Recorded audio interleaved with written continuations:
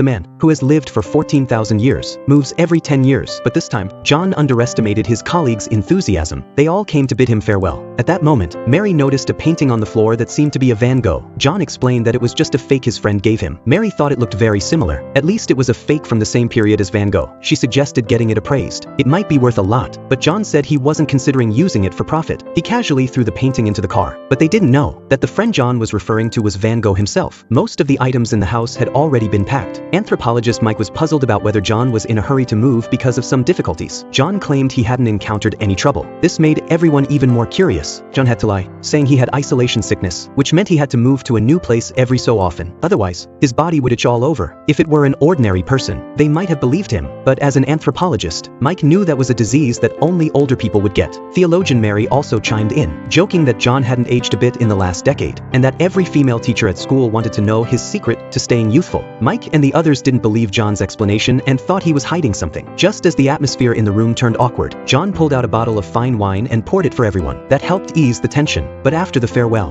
while they were all having drinks, Mike suddenly noticed a parrot-beak chisel on the table. It looked like a piece from the pre-Magdalenian period. Archaeologist Jack immediately took it to examine it closely. Jack confirmed that this was an ancient tool used for making spears and harpoons. However, according to what he knew, there was no record of the Magdalenian people using stone tools, so this was an important artifact. When Mike asked John where he had found this treasure, John said he had bought it for $2 at a thrift shop. Everyone was surprised by his luck. After all, this item couldn't be valued. John took the chisel back but suddenly fell silent. Seeing him hesitate to speak made everyone even more curious. After being asked repeatedly, John hesitated and said he had never told this story before. He wasn't sure what reaction it would get. Then he asked a question. What would it be like if someone had lived from the old Stone Age until today? Everyone thought John was writing a science fiction novel, so they started discussing this topic. Mike thought from an anatomical point of view. If someone really lived until today, their body should be no different from a normal person. At that point, biologist Harry joined the discussion. From a biological perspective, humans usually live to about 190 years, but most people die from chronic poisoning because the cells in the body's organs decompose and regenerate at different speeds. This process is very unstable. As he spoke, he started to feel that this possibility was not impossible. What was once considered mysterious, now explained by science, just like Columbus's idea of the New World and Copernicus's heliocentric theory, which were also once thought to be crazy ideas. John suddenly retorted, pointing out that the first person to propose the heliocentric theory was Greek philosopher Aristarchus, and he said he had sailed with Columbus. At that time, they didn't know the shape of the Earth, and were afraid their ship would fall off the edge of the Earth. This made everyone glance at each other. Weren't they talking about a science fiction novel? How did it turn into John's own story? But John suddenly grew serious and said that every 10 years he moved, to avoid people discovering that he didn't age, because he was the Kumanu man who had lived for 14,000 years.